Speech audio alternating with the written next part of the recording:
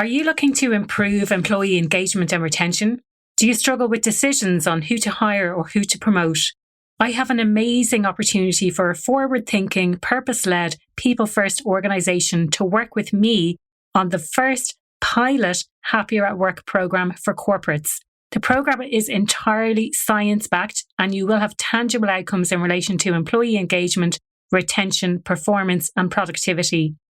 The programme is aimed at people leaders with responsibility for hiring and promotion decisions. If this sounds like you, please get in touch at aoife@happieratwork.ie. That's AOIFE at happieratwork.ie. You're listening to the Happier at Work podcast. I'm your host, Aoife O'Brien. This is the podcast for leaders who put people first. The podcast covers 4 broad themes: engagement and belonging, performance and productivity, leadership equity, and the future of work. Everything to do with the Happier at Work podcast relates to employee retention. You can find out more at happieratwork.ie. We do need to feel purposeful, and we do need to have meaning, and we need to feel like we're of service. So if we're like putting all of our poor employees in this position where they don't get to have that life force, there's no spark, and they're like sleepwalking. Hello and welcome to this week's episode of the Happier at Work podcast. My guest today is Beth Anstandig, and for more than 25 years, licensed psychotherapist and lifelong cowgirl, Beth has worked with human herds, providing leadership, corporate culture and well-being programs through the Circle Up experience. She's trained thousands of CEOs, managers and teams from companies, universities and non-profits, helping them to tap into their natural leadership to live, lead, work with genuine connection. She is the author of The Human Herd, Awakening Our Natural Leadership, which was published a couple of months ago, and she's been featured in global media, including BBC World Service, PBS and Forbes.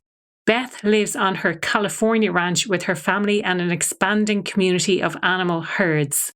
Beth and I have a really fascinating discussion all about tapping into our needs as an individual, as a group, in the workplace, and addressing issues around psychological safety as well. As always, I will do a synopsis at the end, so do stay tuned for that, where I pick out some of the key points from our conversation. And I'd love if you could get involved in that conversation on social media, either on LinkedIn, feel free to connect with me, follow me over there, or on Instagram at happieratwork.ie, which is the same as the website.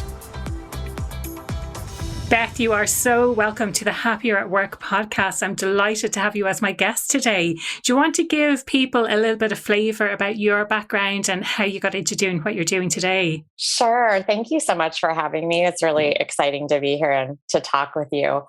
I have such a circuitous path that actually got out ahead of me, and I didn't intend to be doing what I'm doing, but I found myself here just in a lifelong journey of trying to understand the very confusing nature of humans, and formal education and training and professional career as a therapist. And I did clinical work as a therapist and was teaching for many years. And alongside that work, I was also my whole life pursuing relationships and experiences with my animals, particularly my dogs and horses, and really built a whole life with them and around them. And I pursued a lot of my own education and mentorship in that world. I have border collies. I do sheep herding with them, and I've had horses for a very long time, and just they've been central to my life. So many of my lessons about relationships and about myself came through that world, and I looked to mentors and experiences who would help me look at my own role as a partner to my animals. And so those two paths ran side by side. And I think it's like long paths where you don't know they're going to meet. You can't see that they're headed in that direction for a long time, but they collided about 10 years ago. I knew that I was interested in equine therapy, but what I didn't know was how that it needed to break out of the therapy mold, and that I wanted to reach people in a broader way, and that there was a lot about the mental health model that was going to be constricting for me. And so I did start working with clients with my animals, and then I was asked to do a work group, a team with my horses, and it was like something happened in that experience that changed me and changed the way that I looked at working with people. I always believed in the power of groups, but I didn't realize just how much the workplace was needing this kind of work.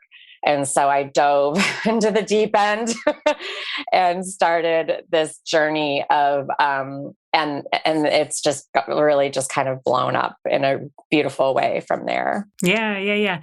And what happened during that session, that first session that you tried with kind of a work group? Well, I realized that people had never talked about their relationships. Okay. I realized that I saw people starting to get in touch with themselves. The horses are these incredible leadership coaches, and they don't want to do anything with us unless we're showing up very whole and authentically who we are. And they just won't follow unstable leadership. They won't join unstable leadership. And our instability, it may be like a whole life problem where we just can't get stable in our whole lives. But oftentimes it's just a moment. And it's when we're confused inside, or our ideas are conflicting with our feelings, or there's something going on inside of us that we're not aware of, that we have to clear up and become congruent. And when that's happening, they give us feedback and show us that they're confused. And so what I saw was a lot of high-level leaders in states of confusion. And I saw the horses showing them that. And it did not take much coaching for that to clear up. And then I saw the people change, and I saw the horses change. And then I saw a new kind of group emerge, which was like, oh, so I am showing up at work. I don't even know I'm not okay. No one knows I'm not okay. I feel alone and isolated, and we're just going about our tactical business. But meanwhile, the culture below the surface, our own leadership and the way we're doing our relationships, is muddy and cloudy and murky. And then when pressure enters our system in whatever way, it becomes turbulent. And that cloudiness actually gets stormy. And so I realized, I don't mind working with groups that aren't workplace teams, but I did realize there was a huge need for a deeper kind of work. Yeah. For people as leaders to really be developing themselves as whole beings, and teams to be looking at a team as a community instead of a team. And so, I that was really the aha moment with that. I just watched all the lights come on, and I watched people who looked a little robotic and kind of on autopilot with themselves and each other. I watched them come to life, and it was an incredibly moving experience for me. And I realized there was no way I couldn't do that work without the animals. Yeah. And because it was so fast and honest and gentle, but direct. The feedback they were getting, and the change was so fast. Yeah.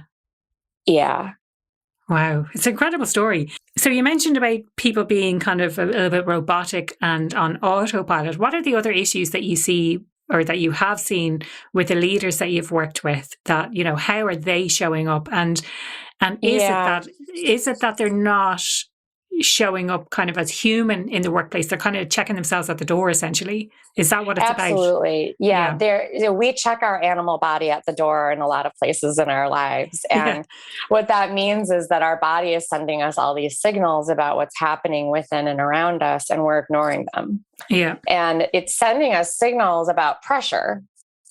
And it's trying to tell us to make little adjustments so that we can be in a state of ease and we can conserve energy. And I learned this from the animals. I'm not making this up. So this is the way animals live. This is mammal life. And we check that at the door because we're very distracted by our thinking and our talking. And we get pulled into tactical behaviors, doing things and relating, and then we're really checked out from our own bodies. So what happens is, like, at the most basic thing I can say about it is that we don't hear our own needs, and therefore we don't attend to them, or we hear them and we debate or negotiate with our own needs and make a decision not to meet those needs. Okay. So if we do that, then we're not fully present. So a mammal that's not meeting their own needs is not able to really be present because you're impaired. And so what that looks like is we're carrying these pressures around, which become tensions, stresses, and then they kind of go into a traumatic state where we get flooded and overwhelmed, and we either blow up and go after others, implode and go after ourselves, start attacking ourselves, or we go numb. And so that would be the autopilot version, which we kind of go into this state of numbness because we're carrying so much pressure that our system will just dull the sensitivity. And in doing so, it kills our creativity, it kills our empathy system. We're really less aware of what's going on around us. So we're less responsive. Mm. And so there's huge impact there. And and that's really where, if you're not working on and maintaining ease, we're moving toward dis-ease, which then becomes disease. And so that's kind of the trajectory of mental health problems, because we end up, a mammal that gets flooded all the time is carrying around a lot of stress injury to your body. Yeah. And Beth, when you're talking about needs, so this is something I talk about a lot on the podcast, and I'm referring to psychological needs and people's, we have 3 basic psychological needs that need to be met. Are you talking specifically about physical needs? Are they emotional needs, psychological needs, or kind of all needs? Well, psychological needs are physical needs, because if we don't feel psychologically safe, we're having a biological experience about it. Okay. And so it's hard to separate the two, but people really like to. So I'm okay with that. I like them to can we hold hands? Because they really are very interconnected. But it's both. And, our psychology informs our physiology, and our physiology informs our psychology. So mental health is physical health, and psychological safety in a group impacts our physical health. And our body is a signal system around both. So it's both for sure. Once we establish physical safety, I kind of joke, once we're in a new group setting and we take murder off the table, we just want to figure out whether we belong. And whether we're going to be able to get our needs met, both physically and emotionally, in that group. And that's really at the heart of psychological safety. If I have a need, is it safe for me to communicate it? And will it be attended to, or will I be allowed to attend to it for myself? And so that's where the tie is to the physical part, because, as an example, if I'm in a meeting and there's a culture of rigidity that where is very polished, there's a way to show up in that meeting and at that table, right? Yeah. That's this is how you show up, and there's a way to speak and a way to sit and a way to present yourself. And let's say you're supposed to sit there all day. So you can start to see the tension that you're holding physically because of what the psychological norm is, or the social norm. Yeah, they're really tied together. Okay. Yeah. No, that makes total sense to me. And I suppose I have a question around this. There is a question of, can we get our needs met through this group? And like, I suppose where I'm going with this is the answer always yes, or is it, or does it depend on what that group is and how you fit in with that group? I think it's the latter. Yeah. And it's why it's really important to evaluate the culture of the group and the culture of you. What are the culture norms that I need? And each group does have its own tolerance of, and if it's a group that has agreed either implicitly or explicitly that they are going to ignore certain needs. So it might be an unconscious agreement, or it might be one that they've turned into a policy. Yeah. We need to know, we can't get our needs met everywhere. Yeah. Yeah. And what happens? What happens then? What's the result? Well, internally, the result is that we suppress our needs. Okay. And that becomes stress or trauma. And we have to figure out a way to live with that, which is, really painful. And if it's not going to be painful, it's going to be numbing. And so, which are both really destructive, because numb mammals that are on autopilot are super unsafe. They're not noticing what's happening within the group or around the group. So they're surprised by things and they're really reactive. They do really destructive things. Yeah. So, I think that there's a lot of people that are operating in groups that are not right for them, or the group doesn't even know that they have an underlying culture issue there's an implicit agreement that we all ignore needs, or we don't negotiate needs in our group. We don't know how to do that, because that's a skill. Learning how to do that, how to identify your own needs and take care of yourself daily, all day, actually listening to yourself in that way. And this is really what my work is about, is getting back to some basics. This is we don't have a skills course throughout our lives to learn these things. So and then the other piece is, how do we talk about that with people and communicate our needs, and then figure out how to negotiate them in the group? If you hang out with a herd of horses, which I do in my life because I live here with a herd, and you watch them, or dogs, I have a lot of dogs, and you watch, they're constantly communicating to each other about the group needs and individual needs. Okay, they're cueing to each other all the time. And they just have this beautiful feedback system, and it flows, and the need is expressed and it's attended to. There's conflict, but they make the adjustments, move through them, and then move on. And that's what allows them to have ease. And so they would never waste energy on infighting more than they have to in a moment, because they're going to need that energy to survive. Yeah. We're the same. Yeah. There's so many parallels. So much to. Well, we are herd animals, and we just have created these lives where we waste energy. And it's not a mammal survival tactic to waste energy. It's your energy in, energy out. It's a very basic formula. And so if we're holding pressure and tension and, worrying about safety, that's all energy that our system is using.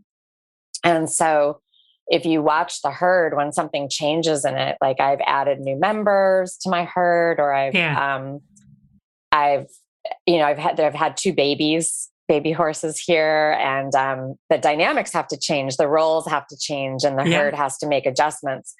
And they're so efficient at making those changes. They're like change management experts. Okay. And they make those adjustments. And there is a little bit more, there's more feedback going on. It's a little more dynamic for a little while, and then it's over. They've settled in. Yeah. So, but they really commit to that process. Yeah.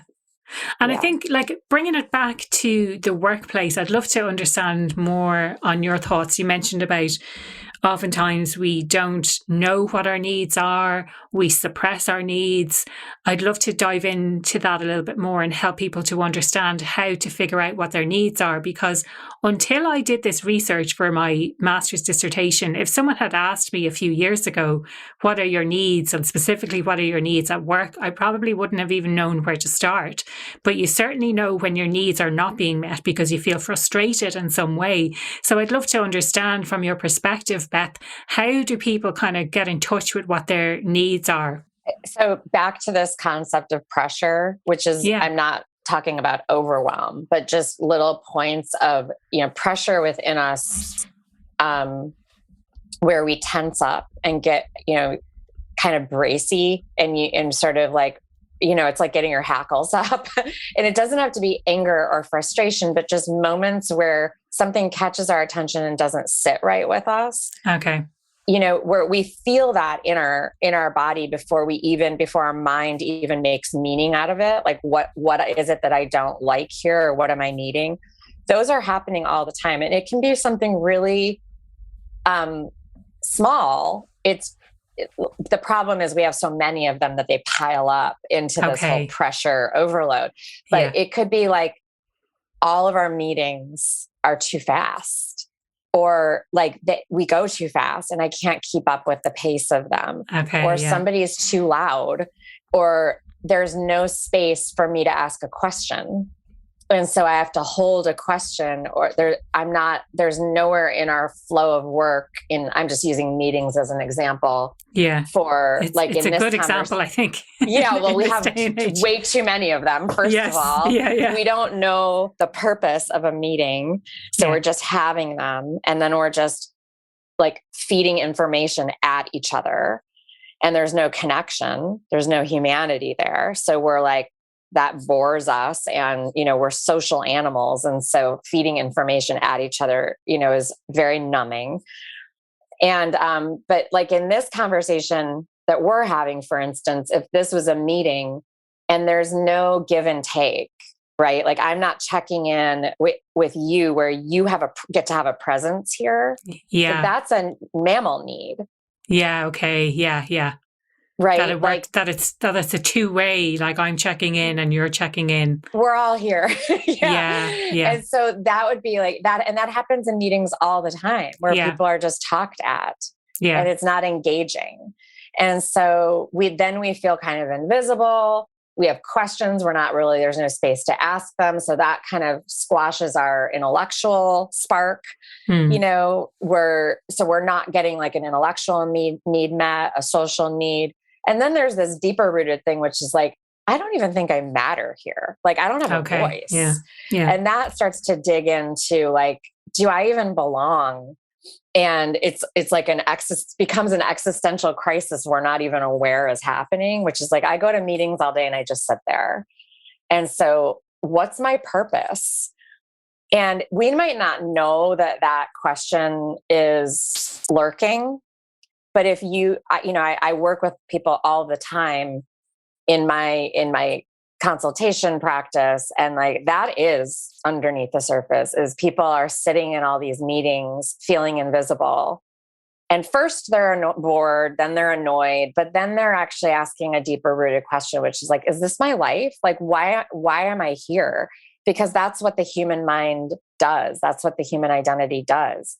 We do need to feel purposeful, and we do need to have meaning, and we need to feel like we're of service. So if we're like putting all of our poor employees in this position where they don't get to have that life force, there's no spark and they're like sleepwalking. Yeah.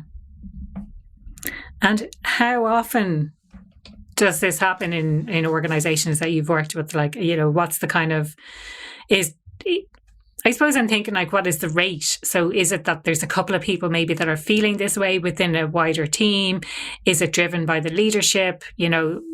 So many different things going on in my head right now about this. These are great questions. I think that it's happening all the time. I think this is a universal problem. I think it's happening in our classrooms with our children and the way they're being taught. Okay. Yeah. And it just goes down the line generationally. And so it's kind of it's a societal thing. It's kind of how we've set things up with kind of almost an us and them, and I'm the leader and you're the follower, and I'm the teacher and you're the student. Yeah, it's a hierarchical model. Yeah, versus like a partnership model where we all matter here. Yeah. And so however long that's been going on in whatever cultures.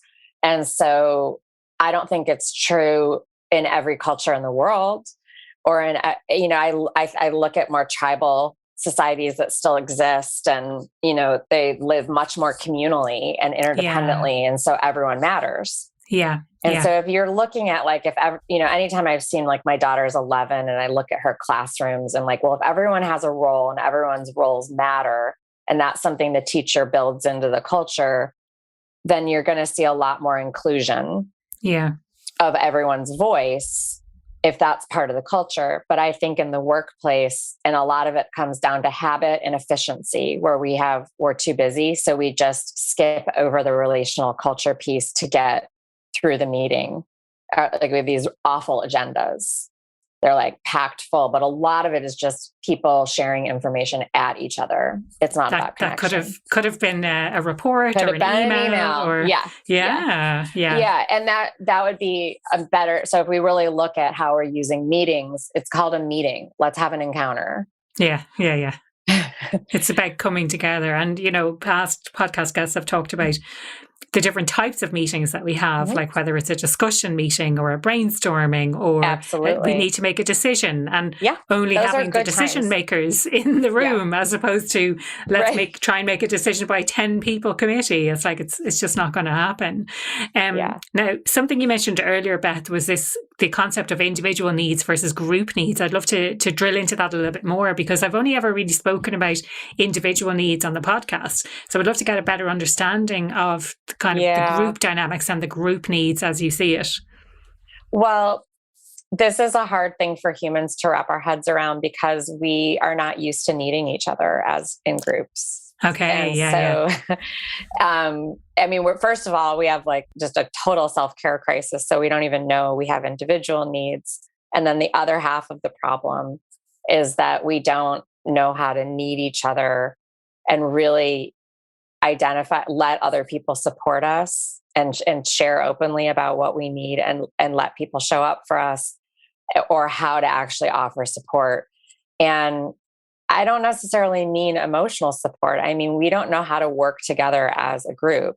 We get very self-focused, and but we are like I've said, like social mammals that live and work and operate in groups. And we just don't know how to use the group to be able to share awareness, share roles, work collaboratively to be more efficient, or to have fun, to have more joy.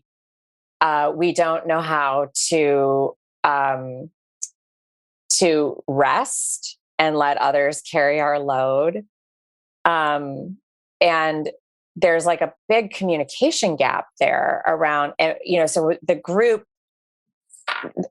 dynamics that happen are often just the default, because we haven't been intentional about like, how is our group, what are the most important behaviors that we do as a group that makes our work go easier, go more like flow easier, or for us to have more, we do a better job in our individual role because we utilize each other, or we have more joy and connection because we utilize the relationships. Yeah. So again, back to meetings, it's like all we do as a group is have these meetings that we don't like. No more meetings. But in terms of working collaboratively, I'll give you an example, because I have a great team, and there's certain things where I will lean on my team for things like thought partnership. Yeah. Like I have an idea that I want to flesh out, But when I go down that road by myself, it kind of like I get distracted. It can only go so far. I'm a one-person system. Yeah. And so you need that diversity of thinking, I think. Yeah, like I want just someone to verbalizing question it. And then it's like, oh, the idea starts to come to life, right? Yeah. And then I'm like, okay, now I need to put it into like writing. And I sit down at my computer by myself and I like fall flat again. Yes. I can so relate to this. Like, so I have a couple of collaborators that I work with and we'll get onto a call and like work on a document together. And you will crank that thing out in like 10 minutes, which would normally take me a couple of days of procrastinating, sitting there with a blank screen. And I mean, I'm a writer, so like I don't have a problem writing, but like working independently all the time. Yeah. And then just going to meetings is kind of they're extremes. Yeah. And so we need places to meet in the middle to do some of that work together. Yeah. Yeah. I mean, in the context of the way the world of work is going now and the new hybrid models and a huge focus on the ability for people to work remotely, like this is going to have a huge impact. Any thoughts on the future of work in relation to what you're talking about? You know, I think we can be really intentional about the social needs and think about, you know, if we're going to be doing remote, are there ways for people to come together and be creative about how they do come together? Yeah. Can there be some commitment to come together for some bonding and trust building? It's really important, and it is hard to do virtually. It's not impossible, but it is harder to do. And it's really important for people to have experiences together that are three-dimensional. Yeah. And so, you know, and so if there's a way to negotiate that piece, like, can we come together once or twice a year and do some kind of retreat experience, or in small groups, and then, you know, at least try to bridge that gap. But I think, you know, it's going back to this idea of like working on things together. We can do that remotely if we just set that up. Like we have little working pods. Or it's like, okay, like set up your schedule with your team where like a couple people are kind of accountability, or you're a good collaborator, a good thought partner. So once a week for a couple hours, you are working on work projects side by side and you're live on a Zoom call and just kind of talking it through. So it's not so lonely and you can ask each other questions. It would be like you were sharing a conference room and working on your independent projects, but bouncing things off of each other. Yeah. So like having some but it's about collaboration. Yeah. And I think that's a huge thing. There's a couple of things there I think that are missing from work at the moment. And the thing that springs to mind is the thinking time. So I love this idea of a thought partner, and I'm feeling like I should head over to LinkedIn now and advertise for a thought partner that can work with me.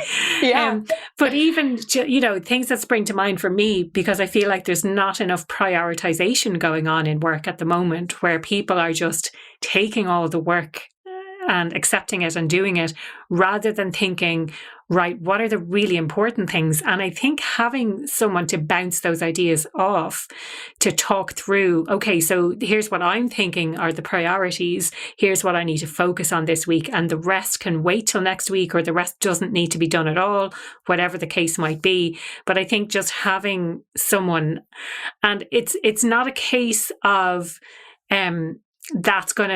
that's an additional hour in my week that I can't manage to carve out. It's like, that's the only hour in the week that you need, because that's going to determine what you spend your rest of your hours doing, you know, because you need that upfront time. Yep. Yeah. People have shame about this though. Yeah. They don't, like, I talk about this with clients all the time, and they don't have anyone. Like we're a one person's closed system unless we have partnership and talking things through with others. We are a one person closed system, which is not safe. And so we're very limited. We only see what we see. We only know what we know. And so there's some idea that we're supposed to be able to do that on our own. And I don't know where that came from. That we have the answers, that we should be able to figure it out. Yeah. And What do you think is driving that? Like that's kind of maybe a culture within an organization. I think it's the hierarchy again, which is like you get to certain levels and you should know everything. And so it's somehow expressing a vulnerability if you need others. Because it is what you're saying is, I actually need you. I need you to think it through and talk it through with me. And until, I mean, I lived this. So I've walked every mile of this journey in my own life and work life, which I didn't know how to need others. And I don't know where, I have my own psychological story and relational story of where I believe that came from, but I also think it is cultural. Yeah. And it's like, you're afraid to tell people that you're at a certain level and you still need that kind of support and help, but we never stop needing it.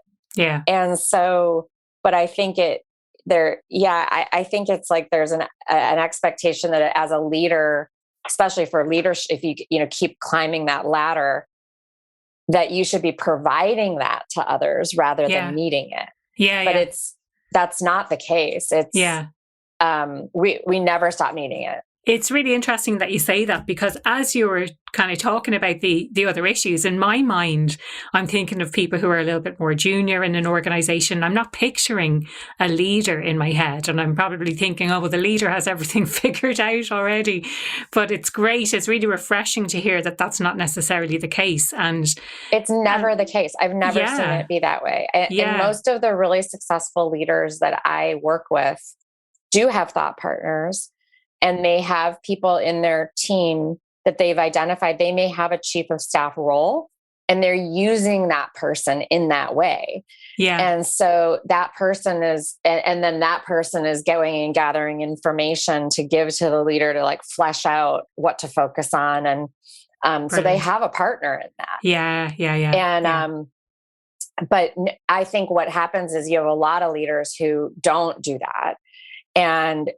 Or people believe they're doing it on their own. So junior people, if the leader isn't talking about that and teaching it, then it's not being mentored and role modeled. Yes. So if they're doing it secretly, or they're not doing it at all. Yeah. We learn generationally. Yeah. And we learn how to take care of ourselves by watching our elders take care of themselves. So we have to show people what we're doing. So I'm really transparent when I'm teaching about, like, it took me a year to get my calendar the way I needed it to be so that my assistant could schedule things. Like, we worked on it together.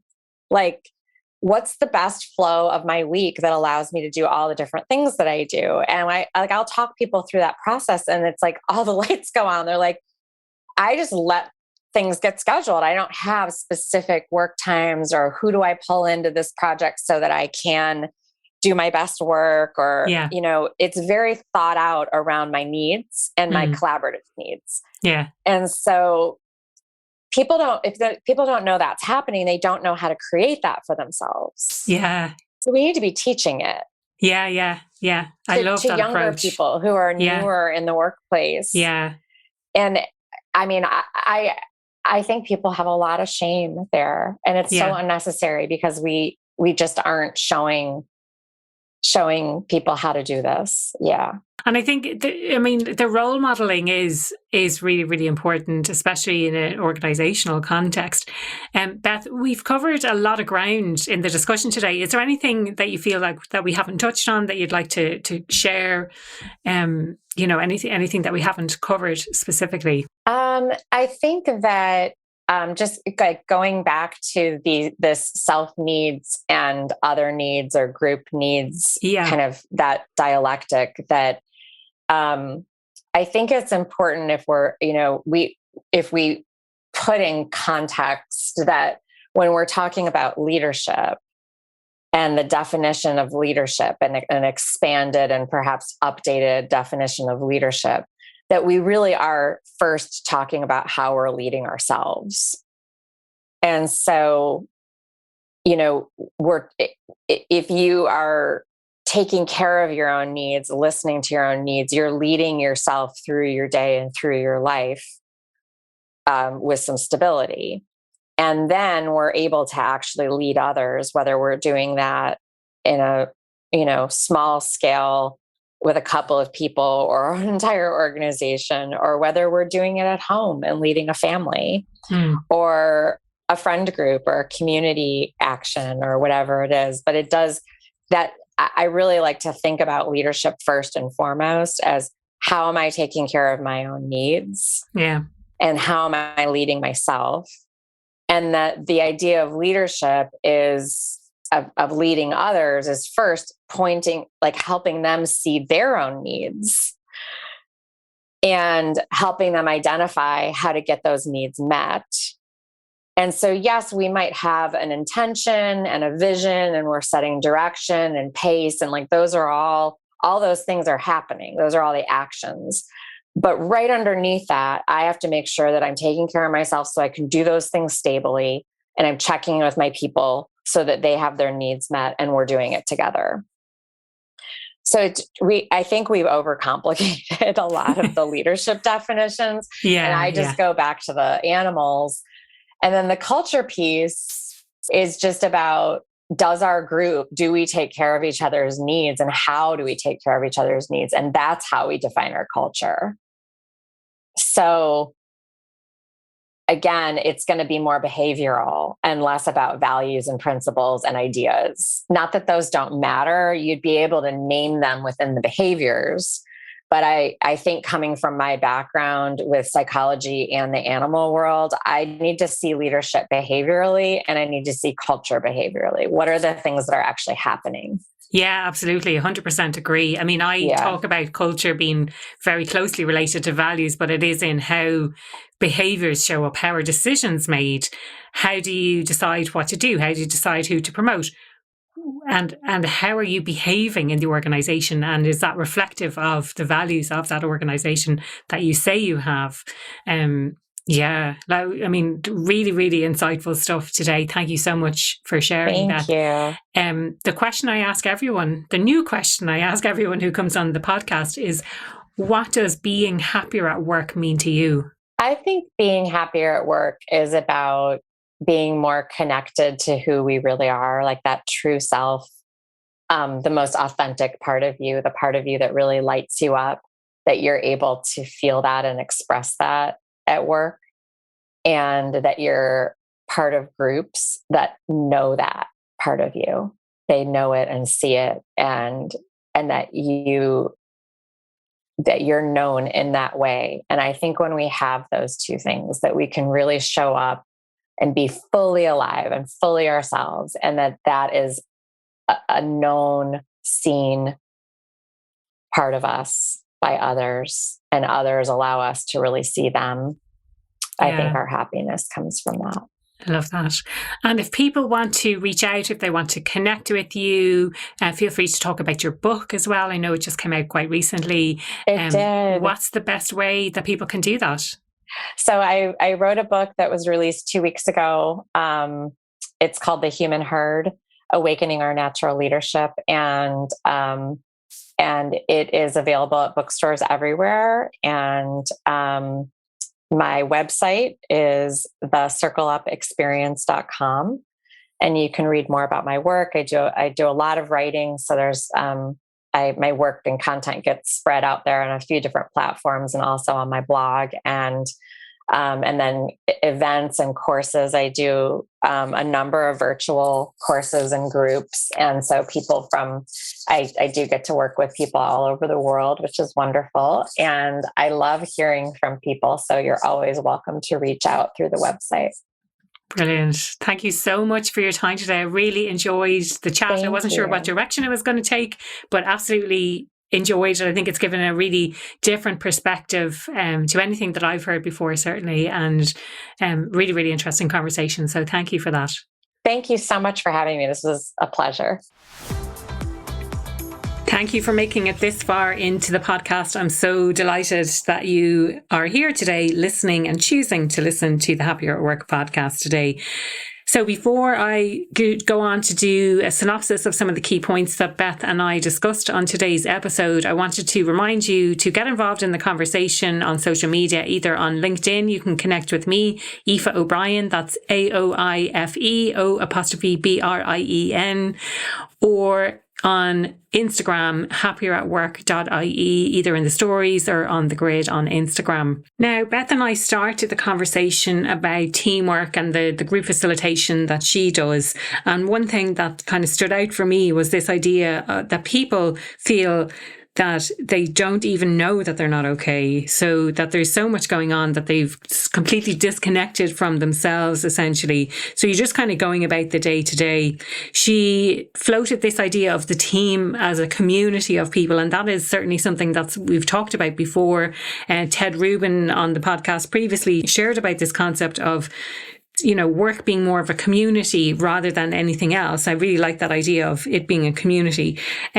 Beth talked about us ignoring our animal body signals. So we've checked out from our own bodies. We're making adjustments to remove ourselves from that. So we don't actually hear what our needs are. We're so distracted by our thinking and our talking, or else we make a decision not to meet those needs. And then these pressures build up and it results in tensions and stresses, and either it blows up and explodes, and that's when we go after others. So through anger, through, arguments, things like that, we go numb. So we're kind of dulling the sensitivity of what we're feeling, or we go after ourselves. So we implode and we self-sabotage. We talked about, what was the difference maybe between biological needs or psychological needs. And Beth explained the relationship between the two and how they are actually interrelated. So I thought that was quite interesting as well. Now, we talked then about group needs versus individual needs and what the difference between those is. We kind of went on to a little bit of detail around that. We talked about conflict and specifically in the case of horses where there is conflict, they make adjustments and then they move on. So I thought that was quite interesting, and probably as humans we can take a few learnings from that. We talked about the wasted energy of worrying about safety. So if you feel you're in an environment that is not psychologically safe, there's an awful lot of wasted energy. And again, this is something that has come up on the podcast previously, where we waste an awful lot of energy and time, and it means that we're less productive. It means that we're less efficient. It means that we're not performing at our best when we feel like we're in an unsafe environment. Beth also shared some kind of real life examples, specifically in meetings around being talked at. So I don't even think I matter here. I don't belong. What's my purpose? If people are feeling invisible. Is this my life?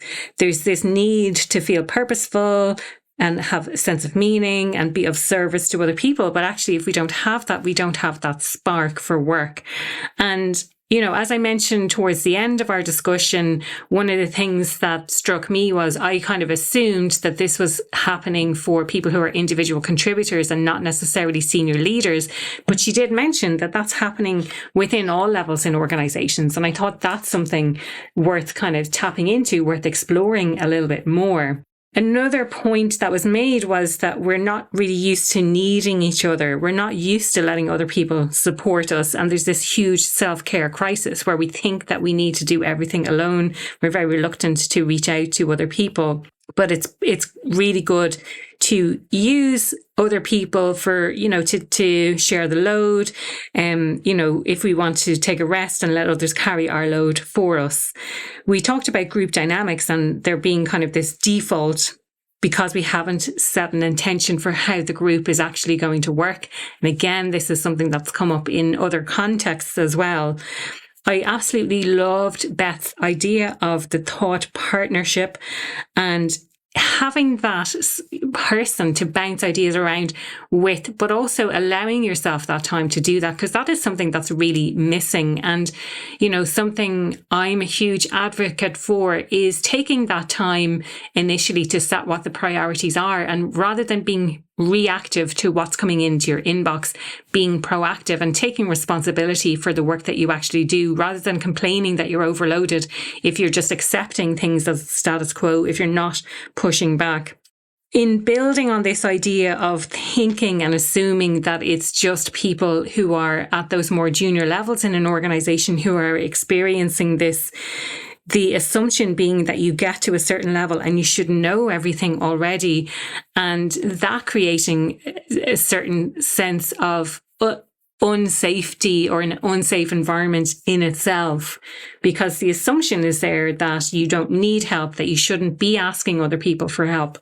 We talked about the updated definition of leadership, and really leadership being about how we lead ourselves first, how we meet our own needs, and then when it comes to leading other people, understanding what their needs are and helping them to see their needs and have their needs met. And I love this entire concept of needs, because I think it's so important in the workplace, and it ties in really strongly with the research that I did as part of my master's in relation to happiness at work. So absolutely buy into that whole need satisfaction piece.